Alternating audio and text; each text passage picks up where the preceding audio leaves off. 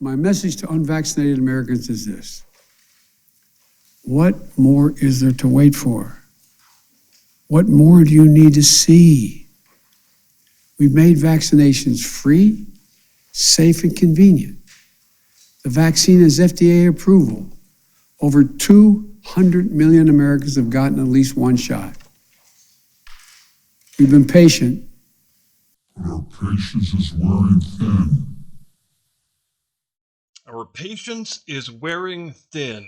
You can tell a lot about a president by the words he uses and the context in which he uses them. We've heard these words now from the last two presidents. When Joe Biden said our patience is wearing thin, he was threatening to throw 80 million Americans off their jobs, their private sector jobs, for not getting an experimental government injection. When Donald Trump says our patience is wearing thin, he was threatening the leaders of the world's most despotic gangster terrorist regime with immediate fiery death if they persist in pursuing nuclear arms and threatening the peace of the world. So you tell me who the authoritarian dictator is, I guess. It is Wednesday, 18 June. This is Curmudgeon's Corner.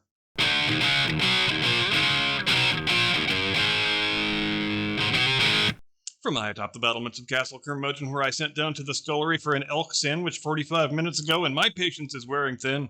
Good afternoon, Mr. and Mrs. America, and all ships at sea. Welcome to Curmudgeon's Corner. Let's do an 8-minute deep dive on the recent history of the land that we used to call Persia. The last Shah of Iran, Mohammad Reza Pahlavi, was a U.S. ally, a very staunch one, in fact. Why was he a very staunch U.S. ally? Well, I'm glad you asked. Now, if you know anything about monarchy, you know the normal practice is for the new king, or the new Shah, in the present example, to ascend the throne upon the death of his father, the old king. But when Mohammad Reza Pahlavi ascends the Iranian throne, his dad is still alive. How can this be? Well, because the British engineered a palace coup, and we helped just as much as we could, since we were still allegedly neutral at that point, and not technically yet in the war, since we are in the early summer of 1941 here. Why did the British engineer a palace coup? Well, because Mrs. Schicklgruber's little boy has just invaded the Soviet Union, the Molotov-Ribbentrop Pact is up in smoke, and Iran's policy of neutrality probably isn't going to be a very sustainable one, since the Germans built their national railroad network and German engineers run and maintain the thing. And since Britain is now allied in a marriage of convenience with the Soviets and would like to start sending them weapons and other forms of aid, they said, sorry chaps, but we're going to need you to throw out the Jerry's right now, because it seems we require the use of your railroads. And if you're asking right now, wait a minute, wasn't the Iranian monarchy a British puppet state in the first place? So why did the Germans build their railroads? Well, because the great European powers used to project their influence in a variety of different ways, many of which often overlapped with each other within the same country. The first half of the 20th century was a funny place like that, and much of it, as we know, was all just a big dick measuring contest between Cousin Georgie and Cousin Willie. But that's not important now, and don't call me Dick. The Shah, the last Shah, Mohammad Reza, he's still just the crown prince at this point. He's just a bit of a young layabout. Some people think he might be queer, but his dad, the current Shah, he doesn't think he should have to throw out his German railroad engineers just because there's been a reshuffling of alliances. He says, why the hell can't I just be neutral and remain neutral? And Churchill says, all right, pal, what part of we shall require the use of your railroads did you not understand here? But the trouble is, Churchill is in no position to invade Iran and take the railroads by force. He's still trying to throw Rommel out of North Africa. He's got U-boats sinking his supply ships right and left in the North Atlantic, so we need the railroads. But the Shah doesn't want to do business, and we can't take them by force. But what if we tell the Crown Prince that we will throw out his old man and stick him on the throne just as long as he plays ball with us afterward? So Churchill calls up his good friend FDR, and he says, hello, Frank? Are you sitting down? I didn't make you run to the telephone, did I?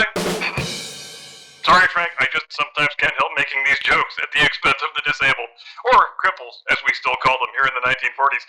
Anyway, Frank, it seems I've got a spot of trouble here with the Iranians. I need to throw out the Shah so I can install a new Shah so the new Shah can throw out the Germans so I can use their railroads to send goodies to our good friend Uncle Joe. Yes, he is our friend now. Since when? About 3 3 weeks ago, since the Operation Barbarossa thing, which I'm sure you've heard about, though I do understand it takes time for news to reach you over there in the colonies. Sorry, states. Anyway, Frank, I don't want to take too much more of your time here, but I was thinking, if your State Department and our Foreign Office were to tag team this thing, I bet we could get that annoying, uncooperative old Shaw off the throne in no time flat. So what do you say? Hello? Frank? Damn it, I think he hung up.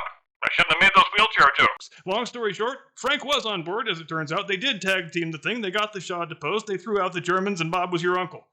And when FDR went to Iran for the Tehran conference a couple of years later, after we had long since joined the war and made an ally of Iran, he held a personal meeting with the new young Shah, and he brought the press into the room to photograph the two of them together so as to send the message, see this guy? This is my guy. This is our guy. This is America's guy. And look, let's call things what they are. If our CIA and State Department had been willing to leave well enough alone and happily accept the fact that we had a Western-friendly U.S. ally reigning over the Middle Eastern country with the biggest population and the second biggest oil reserves, then the Shah's son or his grandson would be ruling in Tehran today, and not only would Iran not be a problem for us, but radical Islam in general might not be a problem for us either, because it's all too easy to forget that before the Iranian Revolution of 1979, radical Islam was supposed to be a spent force. Islamists didn't hold political power anywhere in the world. Tehran and Cairo and Beirut were all modern, well-ordered cities that no Westerner had to think twice about visiting. But we couldn't leave well enough alone. We had to stick our grubby little interventionist fingers into everything, as is our habit. There's never been a good situation that the U.S. foreign policy establishment of the second half of the 20th century didn't try to turn into a bad situation, and quite often they succeeded. And look, I know it's still not all that fashionable, even all these years later, to feel empathy for the Shah, but all that guy ever tried to do, in the estimation of this reporter, was to carry out the job that Churchill and FDR hired him to do. He remained an ally of the U.S. and Britain, even as those same countries that installed him on the throne in the first place now worked to undermine his legitimacy. Oh, well, your democratic elections aren't as democratic as we might like. Your human rights record doesn't meet the standards of U.S. liberal college professors. The same people who, ironically, are now big fans of Islamic fundamentalism. But here's the thing. When the legitimacy of your rule is contingent on being a U.S.-British client state, and the U.S. and Britain start undermining you just based on changing political fashions back home, it degrades your legitimacy each time they do that. And by the time we get to the Jimmy Carter administration, the Shah is getting torn to pieces so badly by the guys who are supposed to be his patrons and his benefactors that he is left without a leg to stand on, and you get yourself an Islamic revolution and all of the very fun consequences that have redounded from that in the decades since. Was the Shah an ideal ruler? No. There isn't any such thing. Was it a good idea for the British to establish the Iranian monarchy in the first place after World War I? I don't think that question really permits of a yes or no answer. Was it a good idea for Britain and the U.S. to engineer the palace coup of 1941 and thus gain operational control of Iran's railroad network? In terms of the exigencies of wartime, yes, absolutely it was. Probably a no-brainer, in fact.